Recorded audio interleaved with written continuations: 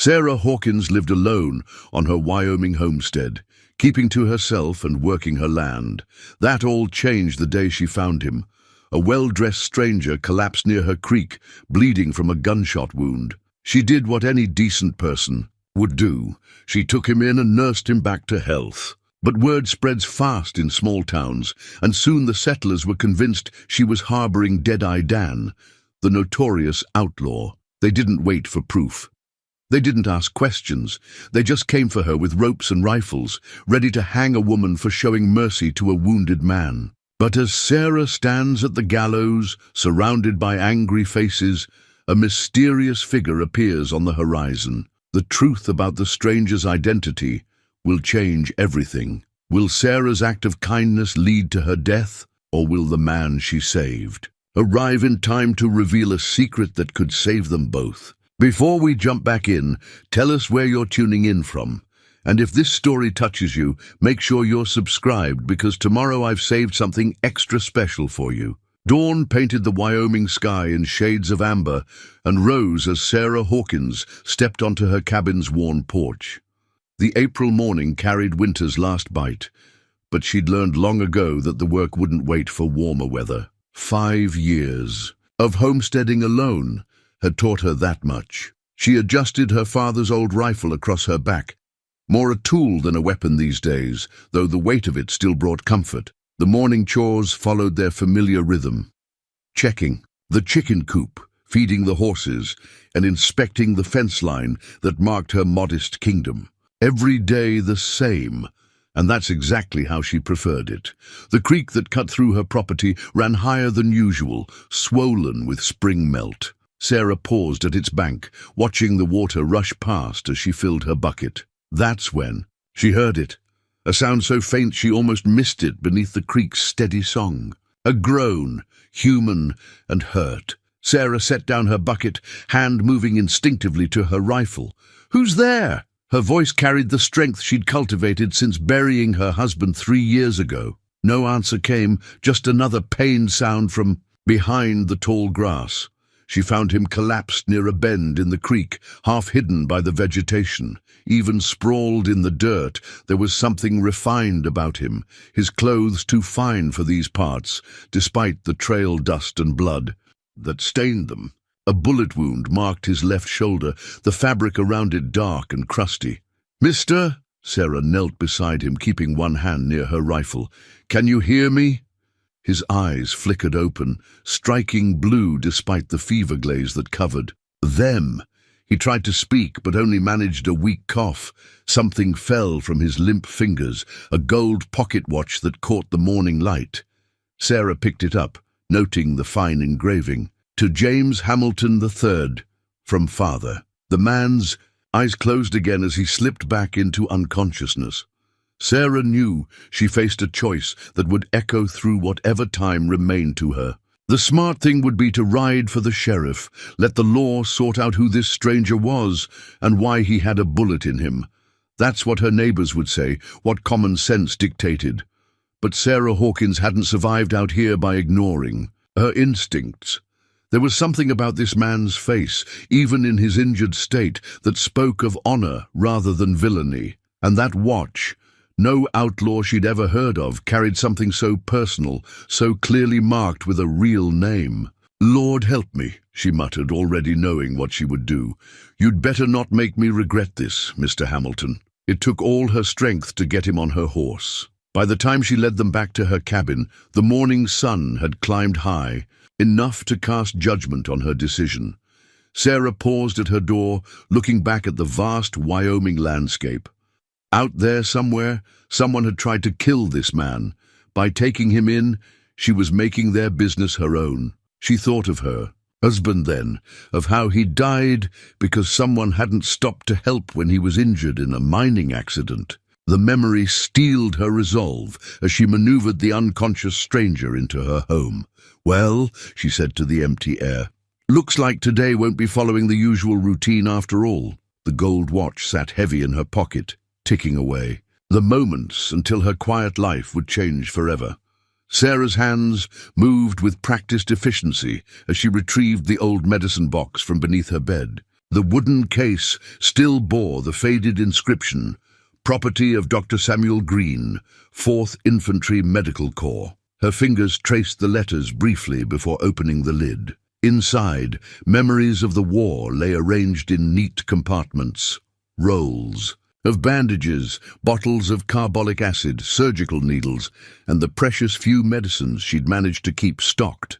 The box had been a parting gift from the doctor who'd taught her nursing during those bloody years. "Some wounds," he'd told her, "don't stop bleeding just because the war does." The stranger lay on her bed, his breathing shallow but steady. She'd managed to remove his coat and shirt, revealing not just the bullet wound, but a story written in scars across his torso. Some were old, long-healed.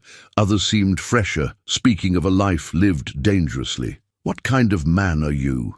"Mr. Hamilton," she murmured, cleaning around the wound. The bullet had gone clean through, which was both blessing and curse. Less chance of infection, but more blood loss to contend with. A memory surfaced as she worked. The field hospital in Virginia, Dr. Green guiding her hands through her. First bullet wound treatment. "Steady now, Sarah. A nervous hand does more harm than the bullet sometimes." The stranger stirred, his fever-bright eyes opening. "Where?" His voice came rough, barely above a whisper. "My homestead," Sarah replied, pressing a cool cloth to his forehead. "About 20 miles east of Larkspur. You've been shot." He tried to sit up, but fell back with a groan. "Have to warn. The only thing you have to do is lie still." Sarah's tone brooked no argument. "Unless you'd prefer to bleed out after I went to all this trouble." A ghost of a smile touched his lips. "Yes, ma'am." His eyes drifted to the medicine box, widening slightly at the military inscription. "War nurse," Sarah explained, measuring out laudanum drops.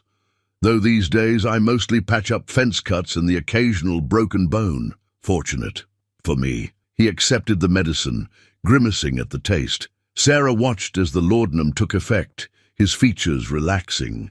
In sleep, the rigid control she'd glimpsed in his face softened, revealing a younger man than she'd first thought. Mid-30s, perhaps, with lines that spoke more of worry than age. As she stitched the wound, her mind wandered to the gold watch, now hidden in her dresser drawer.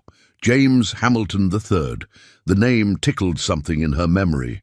Hadn't she seen it in a newspaper or heard it mentioned in town? Something about cattle interests up north. The sun was setting by the time she finished, casting long shadows through her cabin windows. She'd need to tend the animals soon, but first she checked his temperature. Still too high, but not dangerously so. With proper care, he'd live, assuming whatever trouble had brought him here didn't catch up first. A sound outside froze her in place. Hoofbeats on the trail. Sarah moved quickly to the window, careful to stay hidden behind the curtain. 3 riders passed by, heading toward town. She didn't recognize them, but their manner set off warnings in her mind. The way they studied every homestead they passed, how their hands stayed close to their weapons. The stranger muttered something in his sleep, his face tightening with pain or memory. Sarah drew the curtains fully closed and lit a lamp, keeping the flame low. Whatever storm this man had brought to her door, she was committed now. She'd learned, during the war, that healing wasn't just about treating wounds. It was about protecting patients until they could protect themselves. "Rest easy, Mr. Hamilton," she whispered, checking the loads in her rifle. "You're safe here." But as she settled in for a long night of watching, Sarah couldn't shake the feeling that she was making a promise she might not be able to keep. The town of Larkspur wasn't much to look at. A single dusty street lined with false front buildings, trying their best to look more substantial than they were. Sarah guided her wagon past the livery stable, noting how conversations died as she passed. News traveled fast in small towns, and the presence of strangers always stirred up talk. She'd left her patient sleeping, dosed with laudanum and hidden behind a false panel she'd built during the war years. Some called her paranoid for keeping such secrets in her home. Right now, that paranoia felt more like wisdom. The general store's bell announced her arrival. Old Man Tucker looked up from his ledger, his weathered face creasing into a smile. Miss Sarah was beginning to think you'd forgotten about us out here. Just busy with spring planting, Mr. Tucker. She handed him her list of supplies, keeping her expression neutral. Seems like there's more folks than usual in town today. Tucker's smile faded slightly. Ah, you noticed that, did you? Bunch came through yesterday asking questions. He moved to gather her supplies, lowering his voice. There's talk of Dead-Eye Dan being in the area. Sarah's heart skipped, but her face remained calm. That outlaw from up north? The very same. Marshall's office in Cheyenne sent telegrams to every town in the territory. Tucker reached beneath his counter and pulled out a crumpled paper. Posted this morning. Sarah studied the telegram, her blood running cold. Alert all stations. Dangerous outlaw. Daniel Dead-Eye Dan. Matthews believed heading south. Shot up Hamilton Ranch. Wanted dead or alive. 5,000 reward. Considered. Armed and extremely dangerous. Stop terrible business, Tucker continued, wrapping her purchases. They say he killed 2 men up at Hamilton Ranch before disappearing. Some folks think he's wounded, though. There's blood trails leading south. The store's bell rang again. Sheriff Wade stepped in, his badge catching the morning light. Sarah had never liked the man. Something in his eyes reminded her of the worst officers she'd treated during the war, the ones who valued power more than people.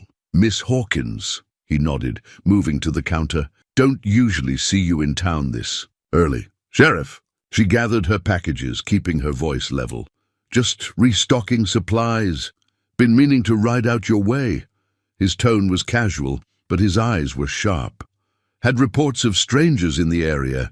You haven't seen anyone unusual out your way, have you? No one but the usual traders. The lie came smooth as silk, though I did see some riders yesterday heading toward town. Didn't recognize them. That's so? Wade leaned against the counter. What did they look like? Didn't get a good look. I was busy with my fences. She nodded to Tucker. Thank you for the supplies, Mr. Tucker. Sheriff. Outside, Sarah loaded her wagon with steady hands, though her mind raced. The telegram complicated things.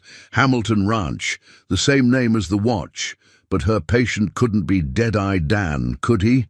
The timing fit, but nothing else about him matched the story she'd heard of the notorious outlaw. Miss Hawkins. She turned to find young Tommy from the telegraph office running toward her, waving another yellow paper. This came for you, right after you left last time. Been holding it nearly a week. Sarah took the telegram, her chest tightening as she read, Sarah, stop. Coming to visit next month. Bringing good news about land grant. Watch for trouble. Not all friends here. James Hamilton III. Stop. The date on the telegram was 5 days ago. The day before she'd found her wounded stranger. Everything all right, Miss Hawkins? Tommy asked, noticing her expression. Yes, just news from back east. She tucked the telegram into her pocket, beside the first one. Thank you. Tommy. As she drove her wagon out of town, Sarah felt eyes following her. Sheriff Wade stood in front of his office, watching her departure with too much interest. Whatever game was being played here, she was now caught in the middle of it. The spring wind carried dust and whispers across the street, and Sarah remembered something her father used to say. Truth is like water in the desert, precious, hard to find, and sometimes dangerous to those who discover it. Night fell over the homestead like a heavy blanket, bringing with it the sound of coyotes in the distance. Sarah sat beside her patient's bed, watching as he tossed in fever-induced dreams. His wound wasn't infected. She'd made sure of that, but the strain of injury and blood loss had taken its toll. No, can't let them, he muttered, his fingers clutching at the sheets. The deed, father's land. Sarah dipped a cloth in cool water, placing it on his forehead. As she did, something fell from his shirt pocket where it lay folded on her chair. A half-burned letter, its edges charred and crumbling. She hesitated before picking it up, her conscience warring with necessity. If he was who she feared. The readable portions told a fragmented story. Hamilton Ranch must be protected. Wade and his men, land grab using Dead-Eye Dan's name, forge father's signature, burn the evidence, meet at midnight. The rest was lost to fire and ash, but it was enough to make Sarah's heart race. She thought of the telegram in her pocket of Sheriff Wade's too keen interest in her homestead. Elizabeth, the stranger's voice was clearer now, though his eyes remained closed. Have to warn Elizabeth. Who's Elizabeth?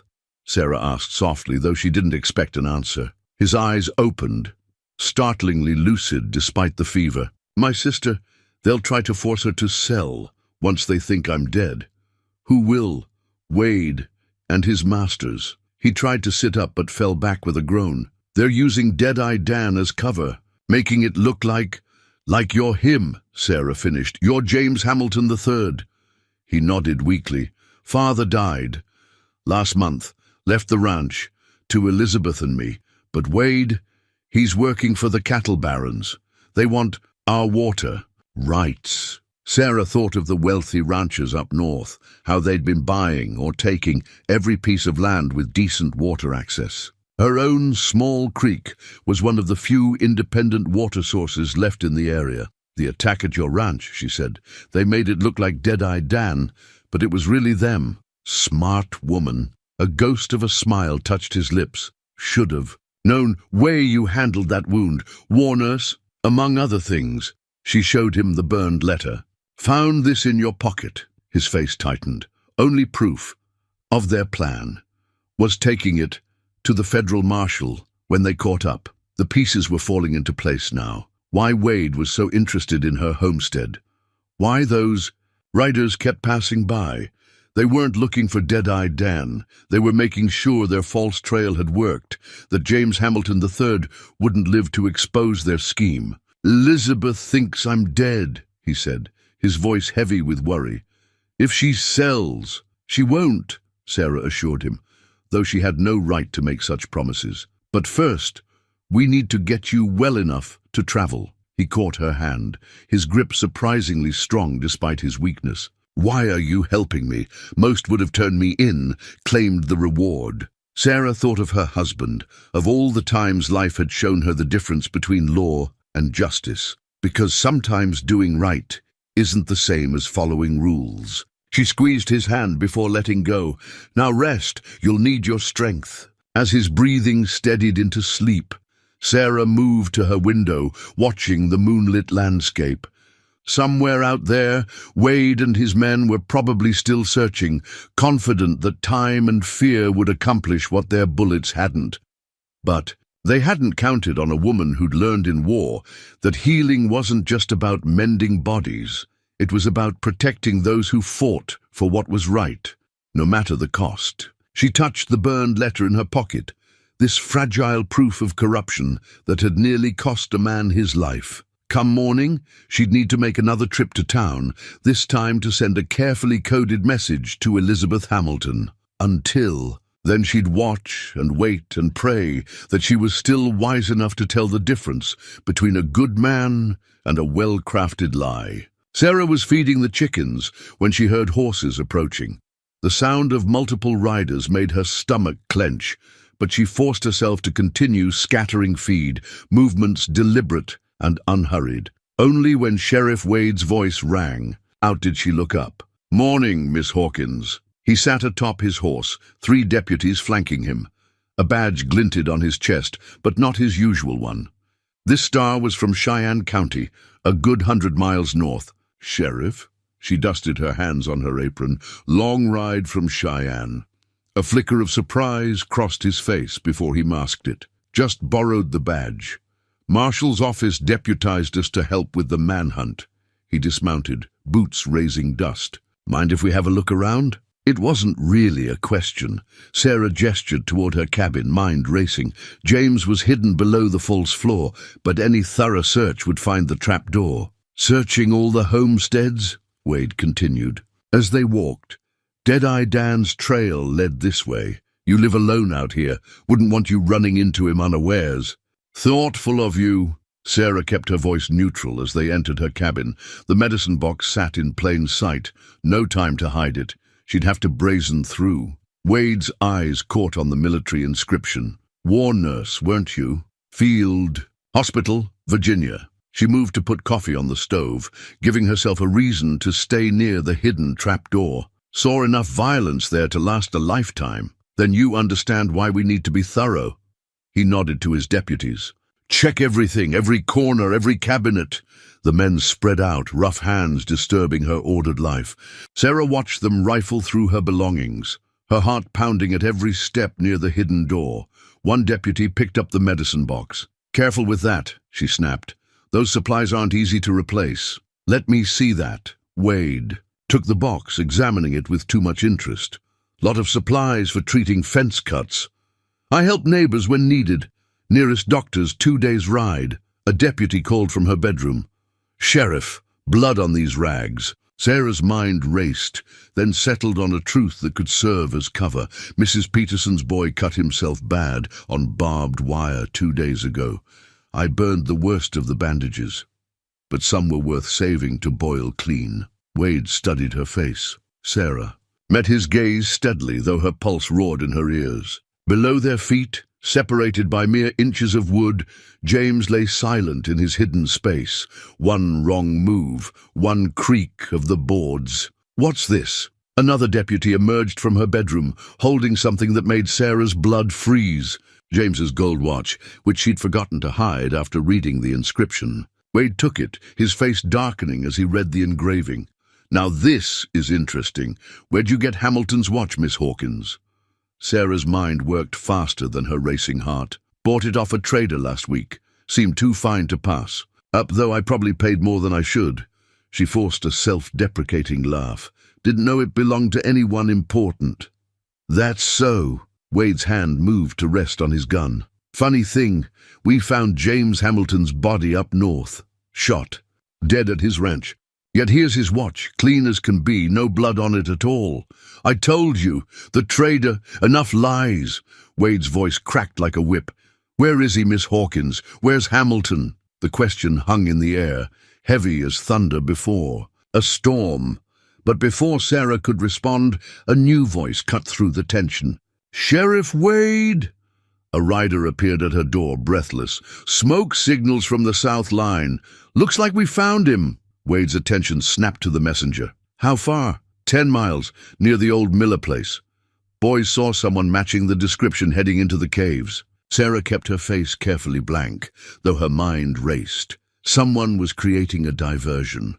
But who? Wade hesitated, looking between Sarah and the distant promise of his quarry. Finally, he pocketed the watch. We'll continue this discussion. Later, Miss Hawkins. Don't go anywhere. She stood in her doorway, watching them ride south, dust billowing in their wake. Only when they disappeared over the rise did she allow herself to breathe, her hands shaking as she lifted the trapdoor. James looked up at her from the hidden space, pale but alert. Smoke signals. Someone's helping us, Sarah said. Helping him out. But Wade has your watch now. He knows you're alive. Then we're running out of time. James grimaced as he straightened. We need to get word to Elizabeth before they force her to sell. Sarah nodded, already planning. First, we need to move you. Wade will be back, and next time he won't leave without searching every board in this cabin. The sun was setting, as they stood in her doorway, watching the horizon for any sign of returning riders. Sarah thought of Wade's borrowed badge, of the power it represented. Not just one corrupt sheriff, but an entire network of powerful men, willing to kill for water rights and land. They were two people against an empire of greed. But Sarah had faced worse odds in the war, and James, well, he'd survived there. First attempt to kill him. Maybe, just maybe, that would be enough. Night had fallen by the time they reached the abandoned shepherd's hut in the high meadow. Sarah had used it before as a way station when winter storms made the trek home impossible. Now it would serve as their refuge. James sank onto a rough wooden bench, his wound clearly paining him despite his attempts to hide it. Sarah busied herself starting a fire in the small hearth, trying not to think about her abandoned homestead or the risks they'd taken getting here. There's something you need to see, James said, reaching into his coat. He withdrew a folded document. Its edges worn, but the wax seal still intact. My father's original land deed. Sarah moved closer to the firelight, studying the document as James unfolded it. The deed was dated 1845, signed by territorial officials long since dead. But what caught her eye was the detailed map included with the property description. "The water rights," she breathed, understanding dawning. "Your father's deed includes the headwaters of 3 major rivers," James finished. "That's what they're really after. Whoever controls those waters controls every ranch and farm for 50 miles. Father knew it, kept refusing their offers to buy. And now they're trying to force Elizabeth to sell by making her think you're dead." James nodded grimly. "Wade's just their puppet. The real power is the Western Cattle Association. Rich men back east who've never worked the land a day in their lives." Sarah traced the waterways on the map. "These streams feed my creek too, don't they? Every independent homestead in the territory depends on that water. If the association gets control, they can force everyone out." Sarah's mind went to her neighbors, families who'd worked their land for generations. That's why they created this Deadeye Dan story, to terrorize people into selling cheap. James winced as he shifted position. "Found out too much. Was taking evidence to the federal marshal when they ambushed me. Didn't expect me to survive." "But you did." Sarah retrieved her medicine box, checking his wound by firelight.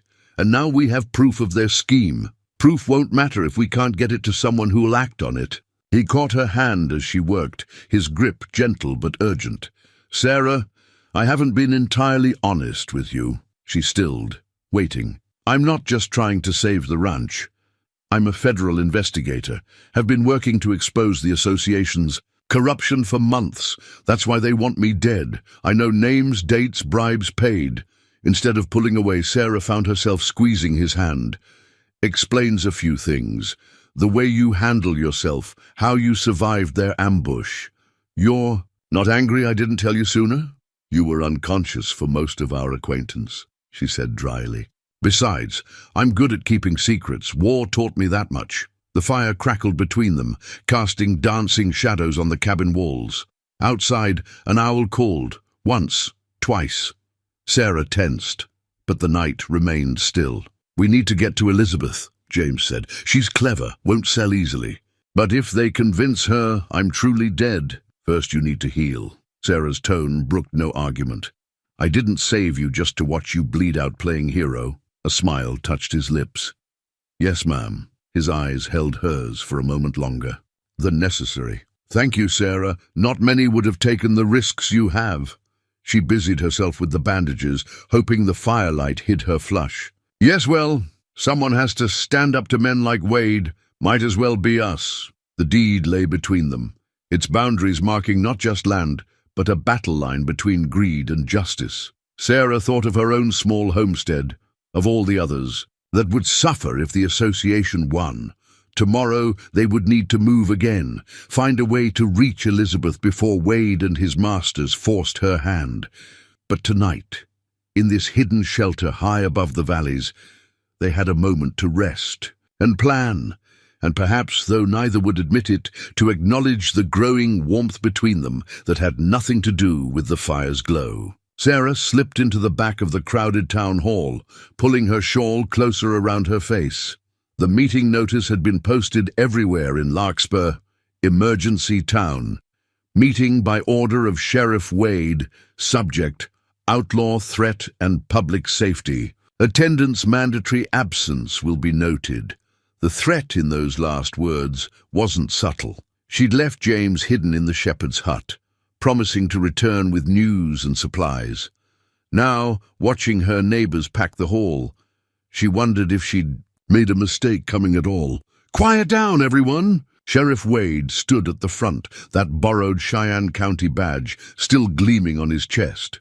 "We've got serious business to discuss." The crowd settled, though tension hummed in the air like heat lightning before a storm. Sarah recognized faces all around her, people she'd helped, healed, traded with over the years.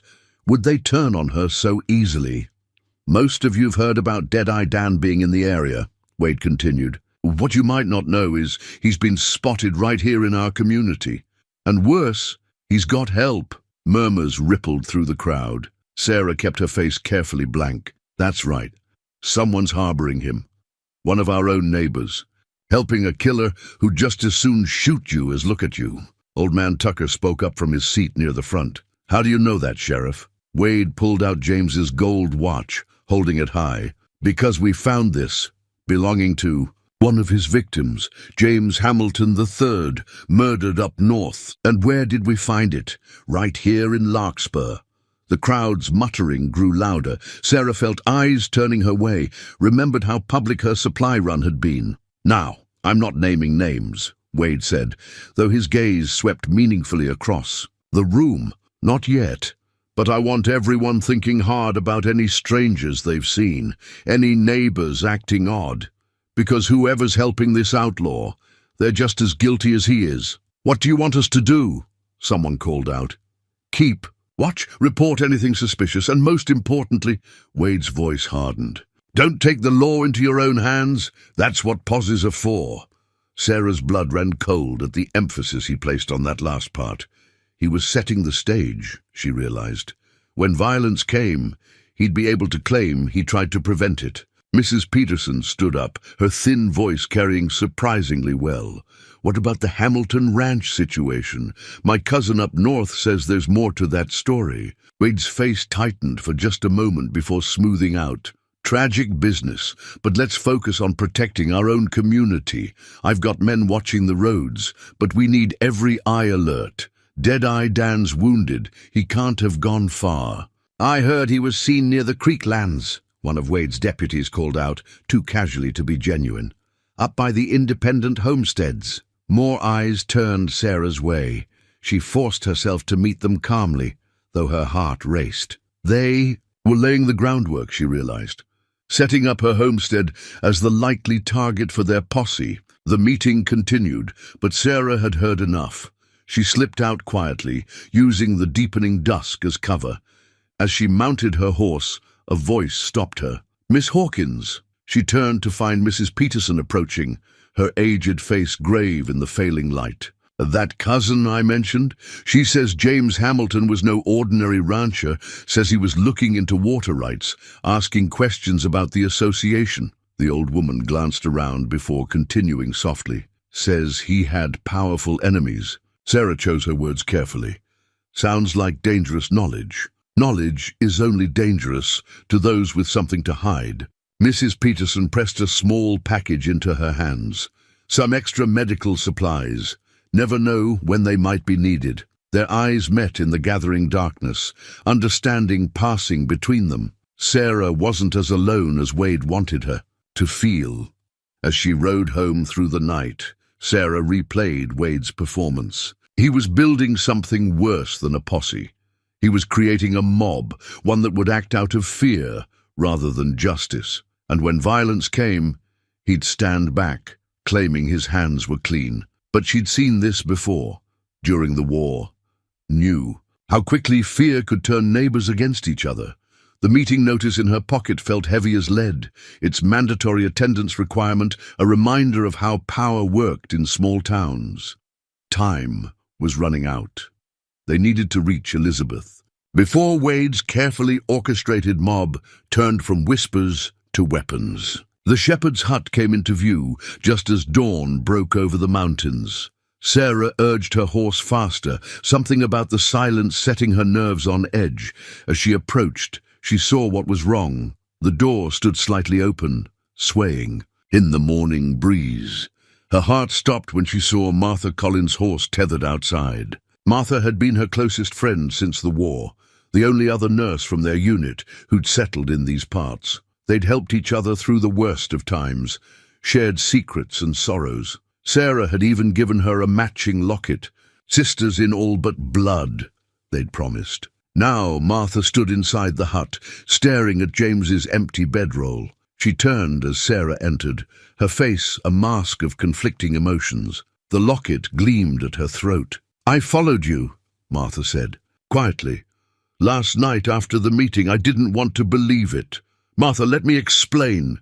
Explain what? That you're harboring a murderer? That everything Wade said was true? Her voice cracked with betrayal. "None of it's true." Sarah moved slowly, keeping her voice calm. "Wade's the real criminal here. James Hamilton isn't dead, and he's not Deadeye. Dan, he's—" "Stop." Martha's hand trembled as she pulled out a small revolver. "Just stop lying, Sarah. I saw his watch at the meeting. I know he's here somewhere." Sarah's mind raced. James had gone to check the back trail, but he'd be returning soon. She had to keep Martha talking. "Remember when Tom died?" Sarah said softly. "How everyone said it was just a mining accident, but you knew better. Remember how they tried to silence you?" Martha's grip on the gun wavered. "That was different. Was it? The same men who covered up Tom's death are behind this. The Western Cattle Association." "Don't!" Martha's voice rose sharply. "Don't you dare use Tom to justify this." In her agitation, she stepped backward, catching the chain of her locket on a wall hook. The sudden jerk snapped the chain, sending the locket crashing to the floor. It broke open, spilling a tiny photograph, Tom Collins in his mining clothes, smiling at a future that would never come. The moment stretched like pulled taffy, both women staring at the broken locket. Then they heard it, hoofbeats approaching. "Martha, please," Sarah whispered. "Wade's men killed James's father, just like the association killed Tom. They're trying to steal the water rights, force everyone off their land. James is a federal investigator. He can prove it all." Confusion and doubt warred on Martha's face. The hoofbeats grew closer. "If I'm lying," Sarah continued, "then I deserve whatever comes.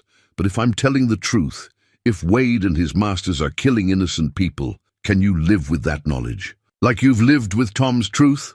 Martha's hand shook violently now. Outside, voices called to each other, men spreading out to surround the hut. "Miss Collins!" Wade's voice boomed. "You signal us if she's in there!" Martha looked at the broken locket, at the photograph of her dead husband. Then at Sarah, the friend who'd held her through nights of grief, who'd never once questioned her certainty about Tom's death. "Go," she whispered, lowering the gun. "There's a trail behind the hut through the rocks. They don't know about it yet." Sarah grabbed her friend's hand. "Come with us. You'll be safer." "No." Martha managed a weak smile. "I'll slow them down, buy you time. It's what Tom would have done." Tears burned Sarah's eyes as she squeezed Martha's hand one last time. Then she was running just as James appeared at the back of the hut, gesturing urgently. Behind them, they heard Martha's voice ring out. "She was here, Sheriff, headed north, toward the river. Hurry!" They fled through the rocks as Wade's men thundered past, following Martha's false trail. Sarah's heart ached with each step, knowing she might never see her friend again. The broken locket lay forgotten on the shepherd's hut floor, its spilled secrets a reminder that truth once revealed could never be hidden again. Like the water rights Wade sought to control, it would find its way to the surface, no matter how deep it was buried. James caught Sarah's arm as she stumbled, steadying her. "Your friend," he said softly. "She made her choice." "Yes." Sarah wiped her eyes. "And now we have to make sure it wasn't for nothing." They pressed on through the wilderness, two people against an empire of greed. But now they carried another burden, the weight of Martha's sacrifice, and the knowledge that every choice, every betrayal, every act of faith sent ripples through lives like water through the Wyoming earth. The hunting horn's call echoed. Through the canyons, 3 sharp blasts that sent birds scattering from the trees. Sarah recognized the signal from her war days. It meant the hunters had found their prey. "They're flanking us," James said, pulling his horse up short behind. "A granite outcropping, using the old cavalry pursuit pattern." Sarah heard the thunder of hooves, splitting into 2 groups, one heading high into the ridges, while the other followed the creek bed below. The horn sounded again, closer now. "We need to separate," she said, already formulating a plan. "They're expecting us to stay together, head straight for Elizabeth's ranch." James shook his head. "I won't leave you. You have to." Sarah pulled out her map, speaking quickly. "Elizabeth's ranch is 2 days' hard ride north, but there's a telegraph station at Miller's Crossing, half a day east." I can send word to the federal marshal while you warn your sister. They'll be watching both routes. That's why we split their forces." She touched his arm, feeling the fever still burning beneath his skin. "You're not fully healed. You'll need every advantage to reach Elizabeth in time." The horn called again, answered by another from the opposite ridge. The net was closing. "Take my horse," Sarah continued. "He knows the high trails. I'll create a distraction, make them think we're both heading east." James caught her hand, his eyes intense. "If they catch you, they won't kill me. Not right. Away. They'll want to make an example, just like they planned with you." She managed a grim smile. "I learned a few things about buying time in the war." The sound of horses grew closer. James pulled out his father's pocket watch, the one Wade had taken, which Martha had somehow returned with the medical supplies. 2 days, he said, pressing the watch into her hands. "If you don't hear from me by then, get word to Marshal Conway in Cheyenne. He knows about the investigation." Sarah tucked the watch away, then did something that surprised them both. She pulled James close and kissed him, brief but fierce. 2 days, she echoed. "Now go." They split up, James taking her horse up through the narrow deer trails only locals knew, while Sarah led his more conspicuous mount down toward the creek. She made sure to leave clear tracks, broken branches, all the signs Wade's men would be looking for. The hunting horn sounded one final time as she reached the water. Sarah smiled grimly as she heard the pursuit turn her way. The war had taught her that sometimes the best way to protect someone was to become the target yourself. She led them on a chase that would have made her cavalry friends proud, doubling back, crossing the creek repeatedly to confuse the trail, using every trick she'd learned in 4 years of running medical supplies through Confederate lines. But even the best strategy couldn't overcome pure numbers. They caught up with her near sunset, just as she'd planned, far from where James would be riding north. The horn blast that announced her capture had a note of triumph that made her skin crawl. "Well, well," Wade drawled as his men surrounded her, the loyal nurse playing decoy. He studied her face. "Where's Hamilton?" "Probably halfway to the marshal's office by now." The lie came easily, telling them all about your borrowed badge and false charges. The blow caught her across the face, snapping her head back. But Sarah just laughed, tasting blood. Every moment they spent questioning her was another mile James could cover. "String her up here," one of the deputies suggested, fingering his rope. "No." Wade's eyes glittered with cruel purpose. "She's going back to town. Let everyone see what happens. To folks who help outlaws. Make it public, make it slow." He leaned close to Sarah. "Make it count." As they bound her hands and led her horse toward Larkspur, Sarah touched the hidden pocket where James's watch lay. 2 days.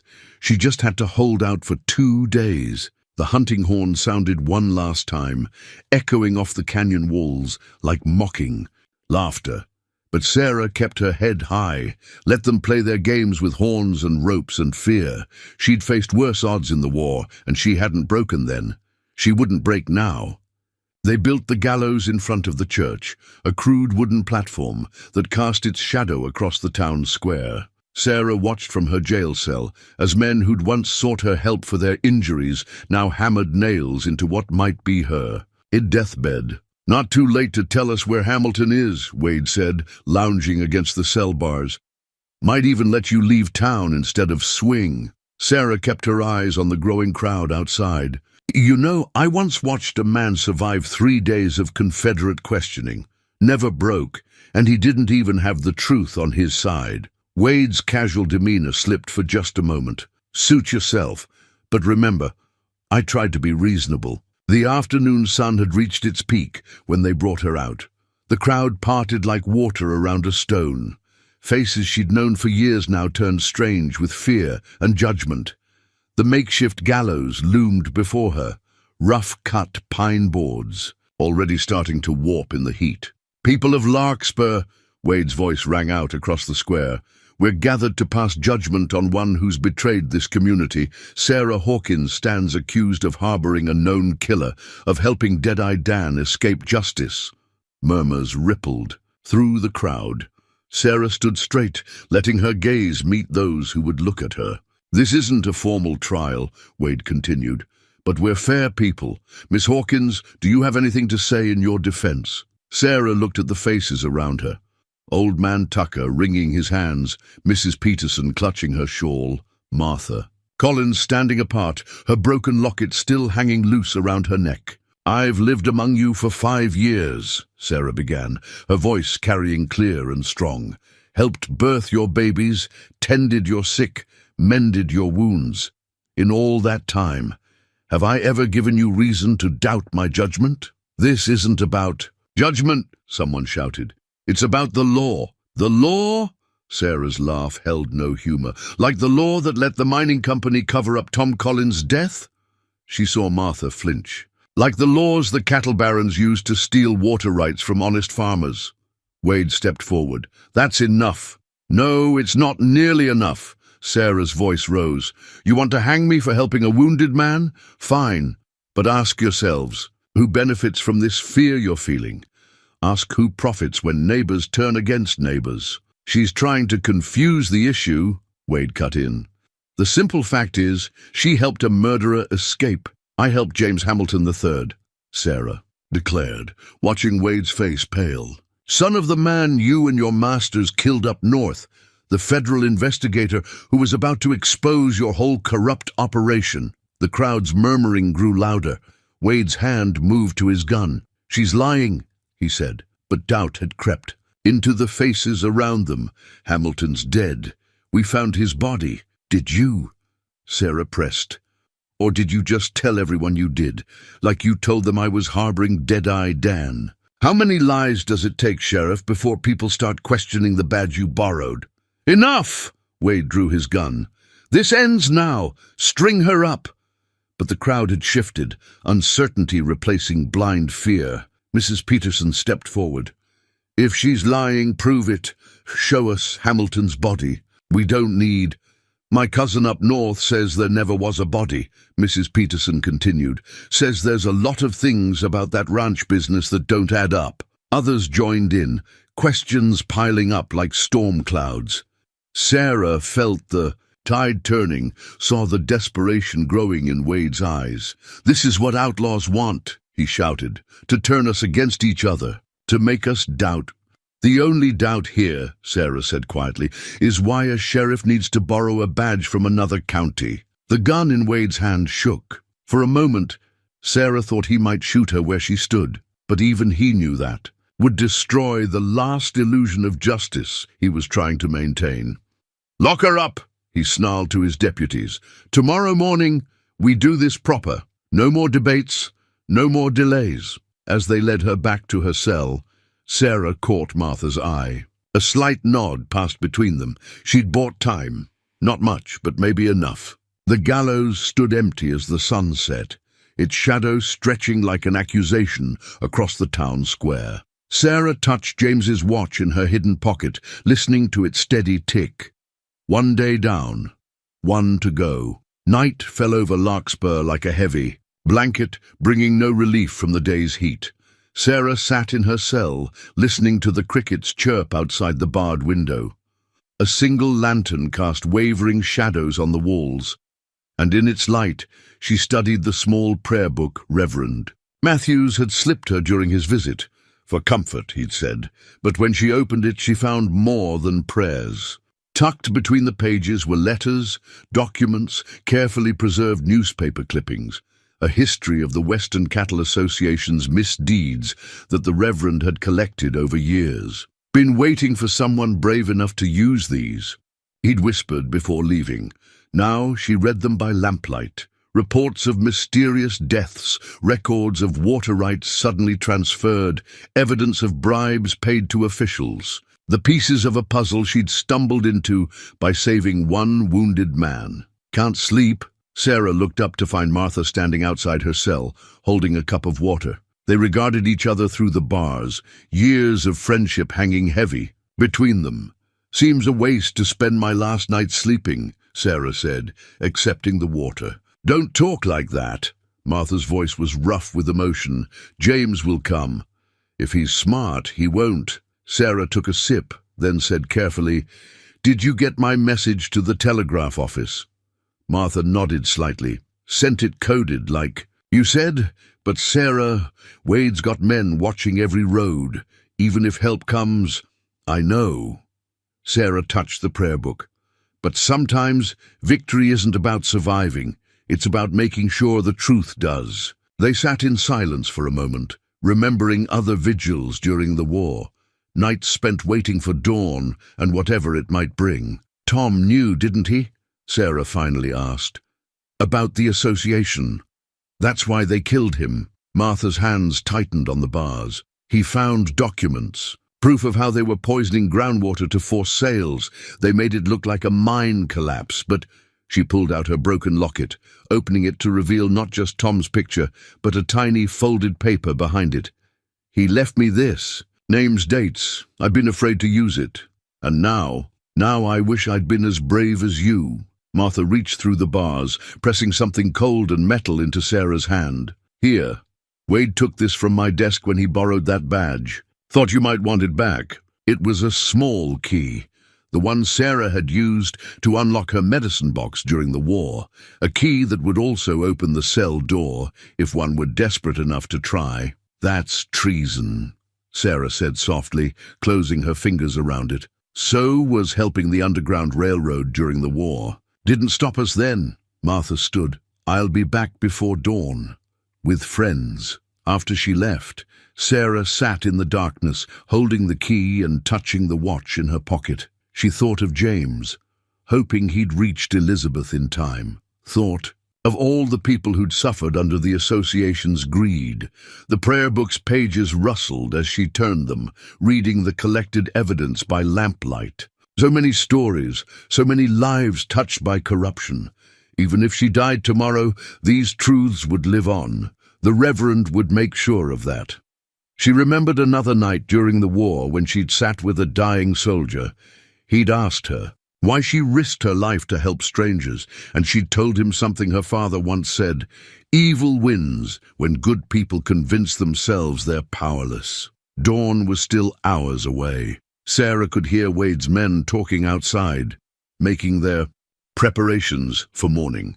She held the key Martha had given her, feeling its weight, not just metal, but the weight of choice. She could try to escape now, disappear into the night. It would be the sensible thing, the safe thing. But as she read through the prayer book's collected evidence, she knew she wouldn't. Sometimes the greatest victory wasn't in running away, but in standing your ground, in forcing evil to reveal itself in the light of day. Sarah tucked the key into her boot and settled back, watching the stars through her barred window. Tomorrow would bring what it brought. But tonight, she had proof that she wasn't alone. The key in her boot, the watch in her pocket, the prayer book in her hands, all testaments to those who chose to stand against injustice. Let Wade build his gallows. The truth, like water, would find its way to the surface. The sunrise bell tolled from the church tower, its deep bronze voice rolling across Larkspur like a death knell. Sarah stood at her cell window, watching the morning light paint the gallows in stark shadows. 5 rings, marking not just this hour, but the traditional time for executions in the territory. She'd spent the night memorizing the contents of Reverend Matthew's prayer book, committing names and dates to memory in case the written evidence didn't survive. Now she watched townsfolk gathering in the square, their faces solemn in the early light. "Time to go." Wade's voice came from behind her, accompanied by the jangle of keys. "Unless you've reconsidered telling us where Hamilton is." "You know," Sarah said, not turning around, "my father used to say there are 2 kinds of cowards in this world, those who run from evil and those who hide behind badges while doing it." The cell door creaked open. Brave words for a woman, about to hang. Better than being a man who's already dead inside. She finally faced him, noting the dark circles under his eyes, the slight tremor in his hands. Wade was afraid, she realized, not of her, but of what might happen if James had reached Elizabeth in time. 2 deputies led her out into the sharp morning air. The crowd parted before them, their silence heavy with tension. Sarah caught glimpses of familiar faces. Old man Tucker looking away in shame, Mrs. Peterson standing tall with quiet defiance, Martha nowhere to be seen. The sunrise bell tolled again as they reached the gallows steps. One of the deputies stumbled slightly, and Sarah felt something pressed into her hands. A small knife, slipped so smoothly she almost missed it. She let it slide up her sleeve, keeping her face impassive. "People of Larkspur," Wade's voice carried across the square. "Yesterday you let doubt cloud your judgment, but justice delayed is justice denied. We have a duty to protect our community from those who would harbor killers." A murmur ran through the crowd, but it wasn't the unquestioning agreement of yesterday. Sarah saw uncertainty in their faces, saw them looking at the borrowed badge on Wade's chest with new eyes. The sunrise bell rang a third time as they positioned her on the trapdoor. Sarah kept her head high, scanning the horizon. No sign of riders approaching. Perhaps that was for the best. James needed time to reach Elizabeth, to stop the land grab that would destroy so many lives. "If the condemned has any last words," Wade announced, "now is the time." Sarah looked out over the faces of people she'd known for years. The knife burned against her arm, offering one last chance at escape. But sometimes the greatest victory came from standing your ground. "I've spent my life healing people," she began, her voice clear and strong. "During the war, after it, here, in Larkspur, never once asked if someone deserved help, just gave it, because that's what decent folks do." The crowd shifted uncomfortably. The sunrise bell tolled a fourth time. "You all know me. No, I'm no friend to outlaws. So ask yourselves, why would I risk everything to help a stranger? Unless maybe he wasn't what Sheriff Wade claims. Unless maybe the real criminals are the ones holding the badges and making the accusations." "Enough!" Wade stepped forward, but Sarah raised her voice. "Ask why a sheriff needs to borrow a badge from another county. Ask why no one's seen James Hamilton's body. Ask why the Western Cattle Association wants his water rights so badly they'd—" The butt of Wade's pistol caught her across the face, snapping her head back. Blood trickled from her split lip, but Sarah smiled. Every moment she kept talking was another moment for something to change. The sunrise bell began its fifth and final toll. Wade moved to the lever that would open the trapdoor beneath her. Feet. Sarah felt the rough rope against her neck, smelled the hemp fibers that would carry her to judgment. "Any last prayers, Miss Hawkins?" Wade's voice dripped with false sympathy. Sarah lifted her eyes to the horizon, where the rising sun painted the sky in shades of blood and gold. "Just one," she said clearly. "May God forgive you all for what you're about to witness." The bell's final tone faded into silence. Wade's hand tightened on the lever, and in that moment of perfect stillness, a single shot rang out across the square. The single shot echoed off the buildings, and Wade's deputy dropped from the church tower, his rifle clattering to the ground. From the east end of the square came the thunder of hooves, not one rider, but many. "Get away from her!" James Hamilton's voice rang across the square. He sat tall in the saddle despite his wound, silver spurs catching the morning light. The spurs bore the U.S. Marshal's star, marking him as federal law. Behind him rode a dozen men, badges glinting on their chests, real badges, from the federal marshal's office. But it was the woman beside him who drew every eye. Elizabeth Hamilton carried herself like frontier royalty, her resemblance to James unmistakable. In her hand she held documents that would destroy Wade's carefully constructed lie. "James Hamilton!" Wade's voice cracked with desperation, or should I say, Dead-Eyed Dan. "Try Federal Marshal Hamilton," James called back, drawing closer. His horse's hooves struck sparks from the street. "Appointed by President Grant himself to investigate corruption in the territories. Though I suspect you knew that when you tried to kill me." The crowd erupted in whispers. Wade's hand tightened on the lever that would drop Sarah to her death. "Stay back, or she dies. Then you'll hang beside her." Elizabeth Hamilton's voice cut through the chaos. "We have proof of everything. The murdered homesteaders, the poisoned wells, the forged deeds. Father documented it all before you killed him. Sarah felt the noose tight against her throat, but she kept her eyes on James. The knife Martha had slipped her pressed against her sleeve, waiting. "Show them, Elizabeth," James commanded. "Show them what kind of man wears a borrowed badge." Elizabeth pulled out a packet of papers, her voice rising. "Telegrams proving Wade works for the Western Cattle Association.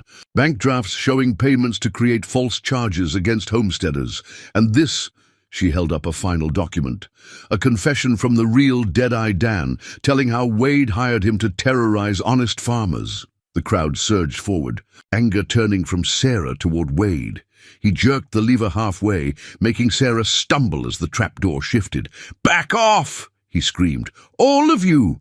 I'll kill her!" "No," Sarah said quietly. "You won't." The knife dropped from her sleeve into her hand. In one smooth motion, practiced during long nights in her cell, she slashed the rope above her head.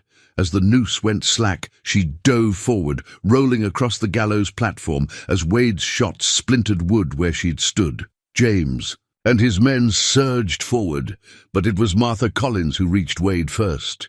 She emerged from behind the gallows, swinging a length of wood that caught him squarely in the back. Wade pitched forward, his borrowed badge flying from his chest to land in the dust.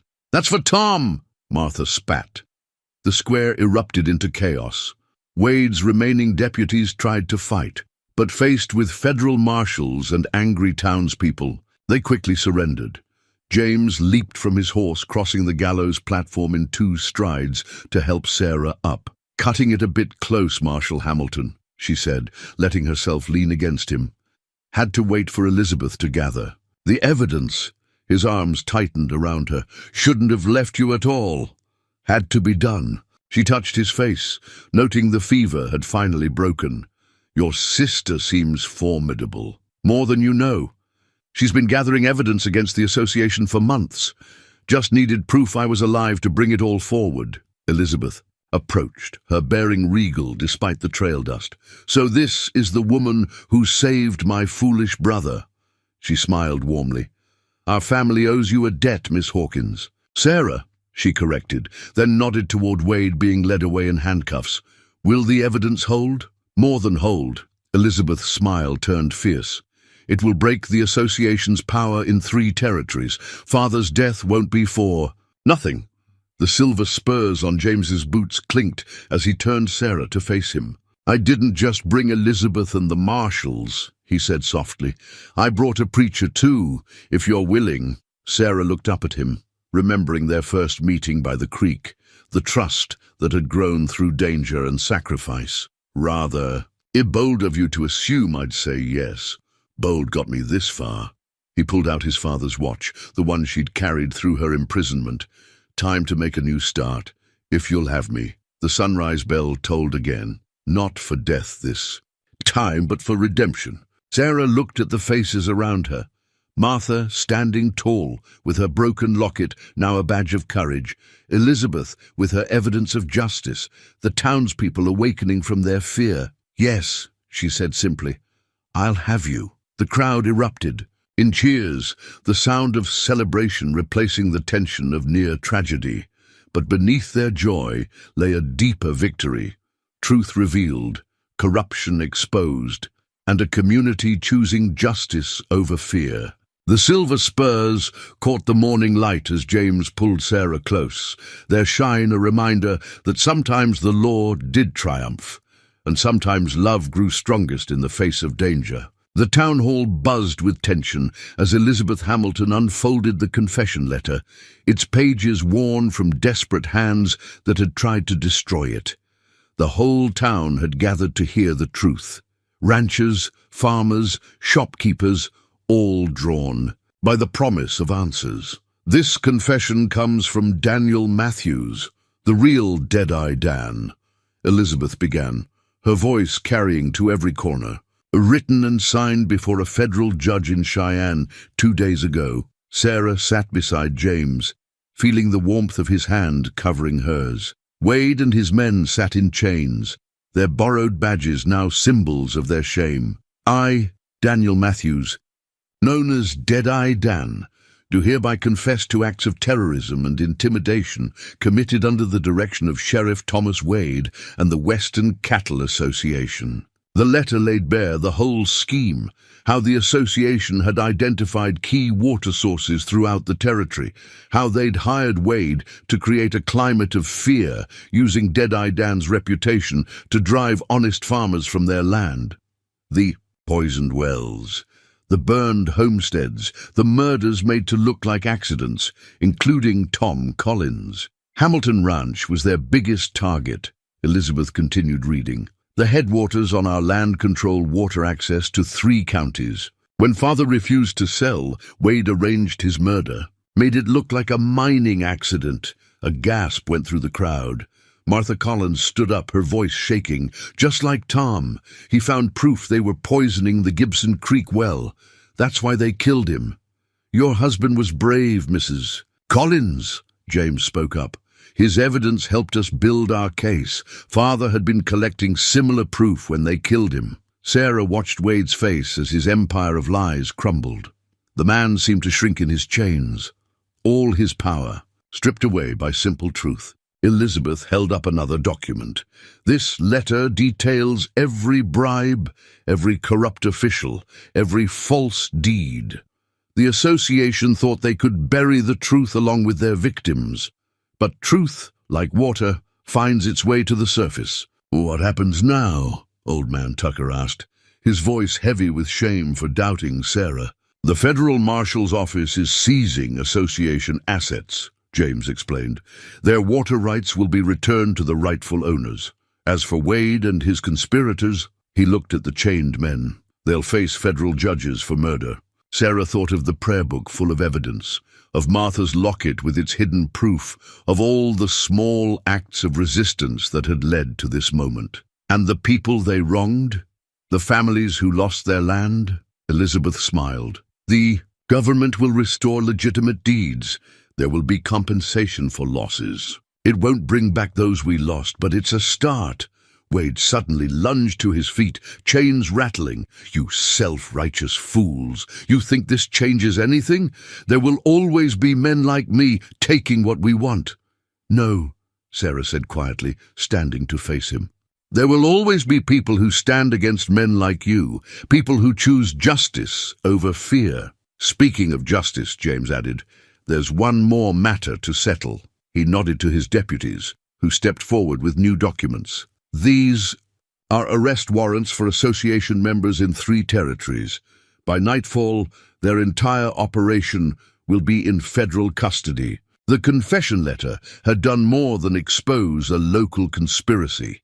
It had revealed a cancer eating at the heart of the frontier and offered a chance to cut it out. Martha approached Wade, her broken locket hanging defiantly around her neck.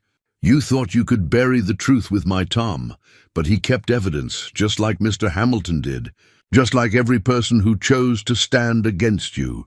The crowd murmured in agreement. Sarah saw the change in their faces, shame giving way to resolve, fear transforming into determination. The Territory Marshal's office will maintain a permanent presence here, James announced. To ensure this never happens again, Larkspur will be a free town where water rights belong to those who work the land. As the meeting dispersed, Sarah picked up the confession letter, feeling the weight of its pages. So many lives changed by these words, so many wrongs finally brought to light. You knew, didn't you? She asked James softly. When I found you, by the creek, you knew I'd help. He smiled, touching the scar on his shoulder.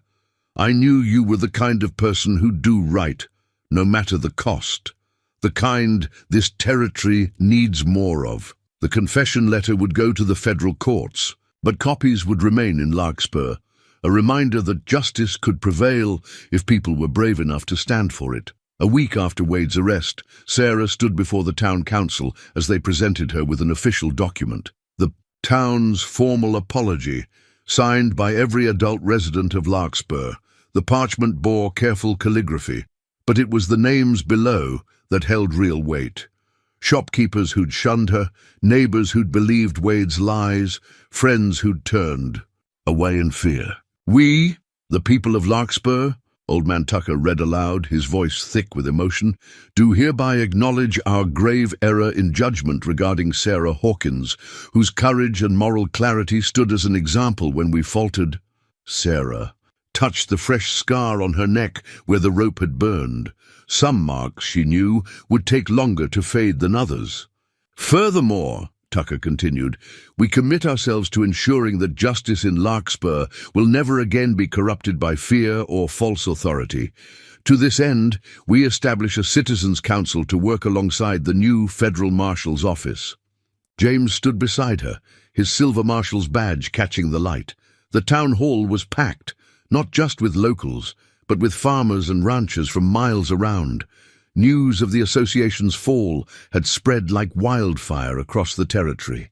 Martha Collins rose to speak next, the mended chain of her locket now a symbol of renewal rather than loss. We're making things right with those who were driven off their land. 17 families have already returned. The Gibson Creek water rights have been restored to their rightful owners. Sarah thought of the prayer book full of evidence now, safely preserved in the marshal's office. And Tom's name? The others who died? Officially cleared, James confirmed. The federal courts have recognized them as victims of the association's crimes. Their families will receive compensation, though we know that doesn't erase the loss. Elizabeth Hamilton stepped forward, adding her own piece to the day's proceedings. Hamilton Ranch will be establishing a legal fund, she announced, to help small farmers protect their water rights. My father believed in justice. It's time his legacy served that cause. The town apology wasn't just a document, Sarah realized. It was a blueprint for rebuilding trust, for turning shame into positive action. Mrs. Peterson spoke up from her.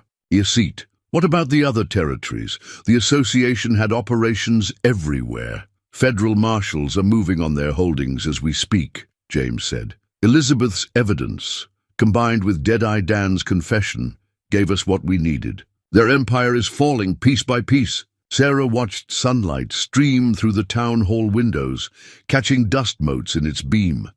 A week ago, she'd stood on the gallows outside, ready to die for what she believed. Now, she stood among neighbors who'd found their own courage. Late, but not too late.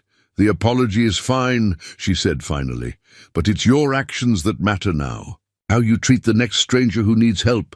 How you question the next man who comes wearing borrowed authority. Tucker nodded gravely. We've learned that lesson, Miss Hawkins. Learned it at too high a price, maybe, but learned it true. The meeting continued, discussing practical matters of restoration and restitution. Sarah slipped outside, needing a moment of quiet. James followed, his spurs chiming softly on the wooden steps. Having second thoughts about staying, he asked softly. Sarah looked at the street where the gallows had stood. Workers were there now, turning the space into a public garden. Martha's idea, a place of growth instead of death. No, she said.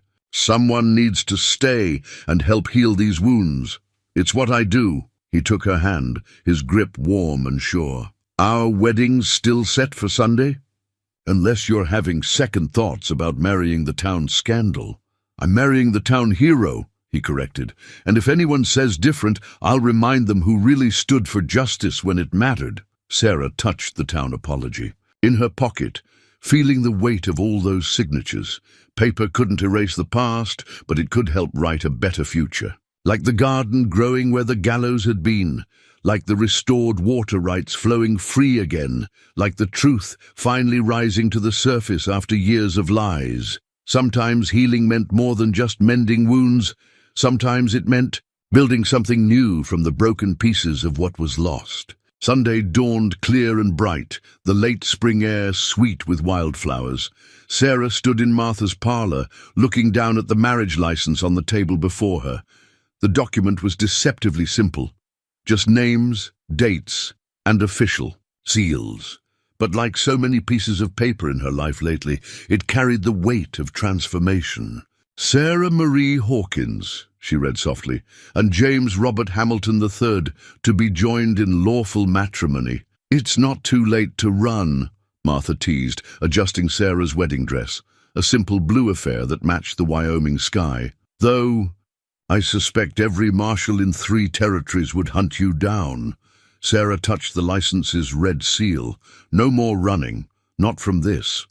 Elizabeth entered, carrying a small wooden box. Something from Hamilton Ranch, she said, opening it to reveal a delicate silver pendant. Mother's wedding jewelry. She'd want you to have it. As Elizabeth fastened the necklace, Sarah caught her reflection in the mirror. The rope burn on her neck had faded to a pale line, mostly hidden by the silver chain. Some scars, she was learning, could become symbols of triumph rather than trauma. The garden's finished, Martha reported, pinning Sarah's hair. First roses blooming right where that gallows stood. Whole town's there already. Sarah thought of her own homestead, where James had insisted on building proper stables and a new medical room for her to treat patients. Their home would be there, not at Hamilton Ranch, a choice that had surprised everyone except Elizabeth. A marshal needs to live among the people he protects, James had said, and a healer needs to be close to those who need her. A knock at the door announced Reverend Matthews.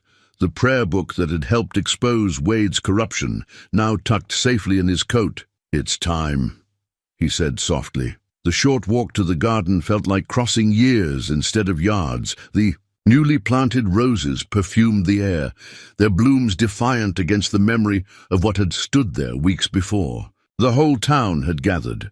Ranchers, farmers, shopkeepers and families from miles around. Even the federal judge who'd sentenced Wade had come from Cheyenne for the occasion. James waited beneath an arch of fresh-cut wildflowers, his marshal's badge gleaming alongside his father's watch chain. The silver spurs that had marked him as law when he'd ridden to her rescue now shone in the morning light. Sarah felt Martha squeeze her hand before letting go. The marriage license would mark this moment officially, but it was the faces around her that told the true story. A community healing, choosing love over fear, justice over expedience. Reverend Matthews began the ceremony, his voice carrying across the garden. "Dearly beloved, we are gathered here today, not just to unite 2 people, but to celebrate rebirth." As Sarah took James's hands, she saw Mrs. Peterson dabbing her eyes, Old Man Tucker standing straight and proud, children scattering flower petals where shadows of gallows had fallen. The marriage license would record their vows, but it was these moments that would live in memory. "Do you, James Robert Hamilton III, Federal Marshal of the Wyoming Territory?" "I do." James' voice was firm, his hands steady in hers. "And do you, Sarah Marie Hawkins, healer and protector of justice?" Sarah met his eyes, seeing in them the same courage that had first drawn her to help a wounded stranger by a creek. "I do." The marriage license would bear witness, with its official stamps and seals, but it was the cheers of the crowd that truly marked their union. As James kissed her, Sarah felt the weight of the past weeks fall away, replaced by something lighter, hope perhaps, or the promise of justice tempered with mercy. Martha stepped forward, raising a glass. "To the marshal and the healer, may they keep our water rights flowing and our conscience clear." Laughter and celebration rang out across the garden. Sarah saw Elizabeth wiping away tears, the judge nodding in approval, children dancing between the new-planted roses. The marriage license would go into the territory records, but this moment, this transformation of fear into joy, suspicion into trust, would live on in the heart of the community. As James led her into their first dance, his spurs chiming softly against the garden path, Sarah caught the glint of Martha's mended locket, saw the prayer book in the Reverend's coat, felt the weight of her mother-in-law's pendant. So many symbols of what they'd overcome, what they'd built from the ashes of corruption. "Happy," James whispered as they danced. Sarah looked at their joined hands, at the garden blooming where justice had finally prevailed, at the future stretching, bright before them. "More than," she said, "we've got work to do." "Together," he agreed, and sealed the promise with a kiss. 1 year later, the photographer adjusted his camera one final time, studying the group gathered on Sarah and James's expanded homestead porch. "Hold still now," he called. "This exposure takes time to set proper." Sarah sat in the center, a medical bag at her feet and a baby in her arms. James stood beside her, Marshall's badge catching the autumn light. But they weren't alone in the family portrait. Martha Collins and Elizabeth Hamilton stood with them, along with dozens of community members who'd become family in all but blood. The garden's roses from town had taken root here too, climbing the porch rails where Sarah still treated patients. The Hamilton Ranch Legal Fund had helped restore 32 families to their rightful lands. Water flowed freely again, nourishing crops and hopes alike. "Everyone ready?" the photographer asked, ducking under his black cloth. Sarah looked at the faces around her, Martha wearing her locket proudly now, Elizabeth holding the deed that protected their water rights, Mrs. Peterson and Old Man Tucker representing the town council that helped maintain justice, even Reverend Matthews stood tall, his prayer book of evidence now transformed into a history of their triumph over corruption. Their daughter, whom they'd named Hope, stirred in Sarah's arms. The baby wore a silver pendant that had once belonged to James's mother, a legacy of love rather than loss. "Ready," Sarah said, and heard the echo from those gathered around her.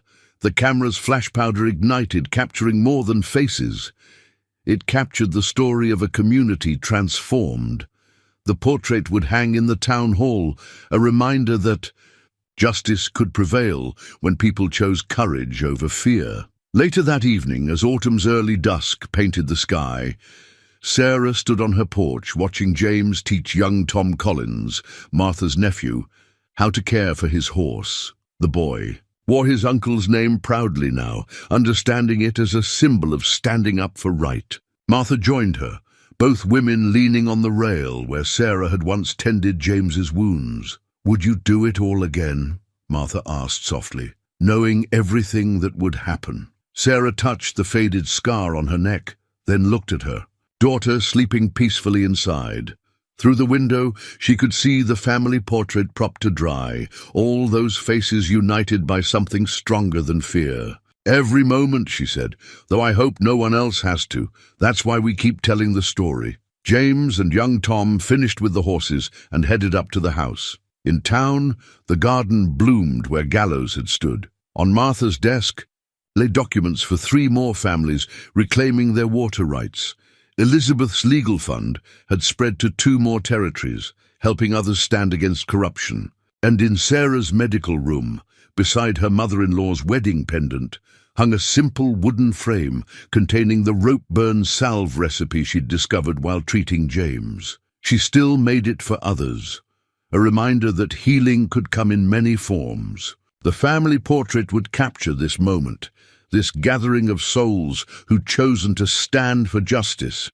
But the real story lived in the waters flowing freely through their lands, in the trust rebuilt between neighbors, in the courage to help strangers in need. "Time for supper," James called from inside. Sarah took one last look at the Wyoming sunset painting their world in shades of promise. The portrait would show their faces, but their legacy lived in every hand extended in help, every truth spoken in defense of right, every bit of healing offered to those in need. She turned toward home, toward family, both blood and chosen, toward a future they'd built from the ashes of fear. Some stories, she knew, didn't end with the last page. They lived on in the changes they inspired, in the courage they awakened, in the justice they served. And this story, like the waters they'd fought to protect, would flow on, nurturing new growth in its wake.